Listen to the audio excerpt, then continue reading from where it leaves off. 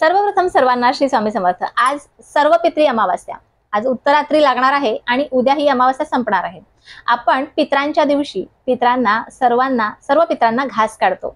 पण बघा, जिवंतपणी आपल्या आई वडिलांना भरपूर काही द्या, आपल्या आई वडिलांना जिवंतपणे तृप्त करा, कधीही पितृदोष लागणार नाही। विषयाकडे वळूया। आपल्याला काय करायचं सांगते का?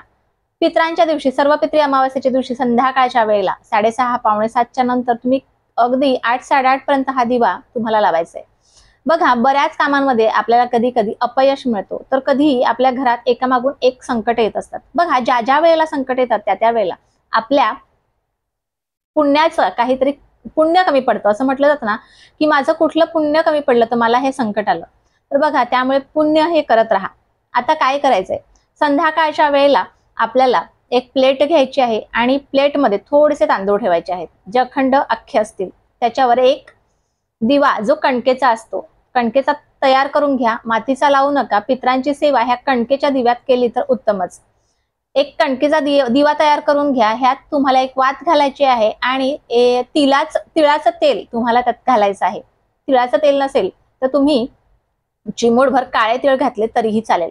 आता हा दिवा तुम्हाला दक्षिणेला लावायचा आहे, ही कॉमन गोष्ट आहे। परंतु दक्षिणेला हा दिवा लावल्याच्या नंतर तुम्हाला तिथे एक छोट्याशा ग्लासात, अगदी प्लास्टिकचे जे ग्लास असतात त्यात ठेवलं तरीही चालेल, त्यात थोडंसं पाणी ठेवायचं आणि संध्याकाळीच्या वेळेलाच हा उपाय तुम्हाला करायचा आहे। त्यानंतर घरात यायचं आहे आणि घरात तुम्हाला पितृंचा मंत्र, पितृंची स्तुती किंवा पितृस्तोत्र तुम्हाला म्हणायचं आहे।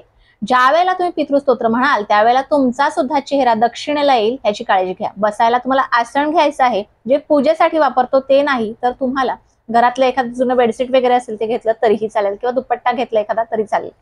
आता कणकेचा दिवा आहे त्यामुळे काय करायचं, दुसऱ्या दिवशी सकाळी उठल्याच्या नंतर आंघोळ वगैरे झाली की तुम्ही हा जो कणकेचा दिवा आहे हा मोडायचा किंवा तसाच उचलायचा, त्याच्या खालची डिश घासून स्वच्छ पुसून घेऊ शकता तुम्ही घरात।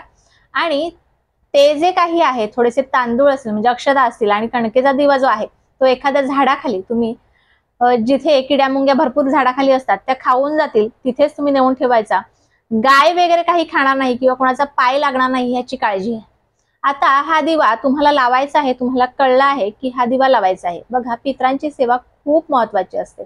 प्रत्येक कामात यश प्राप्ती जर पाहिजे असेल, यश प्राप्ती जर हवी असेल, तुम्ही पितरांची सेवा अगदी न चुकता करा।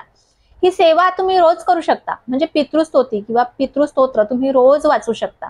त्याचबरोबर आपण जिथे पिण्याचं पाणी भरतो तिथे सुद्धा तुम्ही दक्षिणेला त्या दिव्याची वात करून रोज तुम्ही हा दिवा लावू शकता। बघा, पूर्वीचे लोक घरात संध्याकाळच्या वेळेला 5 दिवे लावायचे, त्यातला एक दिवा तुळशीजवळ, एक दिवा उंबरठ्याजवळ, एक दिवा देवघराजवळ, एक दिवा आपल्या माठाजवळ आणि एक दिवा आपल्या चुलीकडे म्हणजे गॅसकडे, असे 5 दिवे लावायचे। हल्ली आपण तर एक तुळशीजवळ आणि एक देवाजवळ इतकेच लावतो। परंतु बघा, लक्षात ठेवा, तुम्ही ज्या वेळेला पितरांची सेवा करता त्यावेळेला, म्हणजे आपण सर्व, त्यावेळेला आपल्या घरात सर्व काही चांगलं होतं, आपल्याला भरपूर काही मिळतं, सर्व चांगले मार्ग आपल्यासाठी खुले होतात आणि संकट जी येत असतात ती संकट नक्कीच कमी होतात।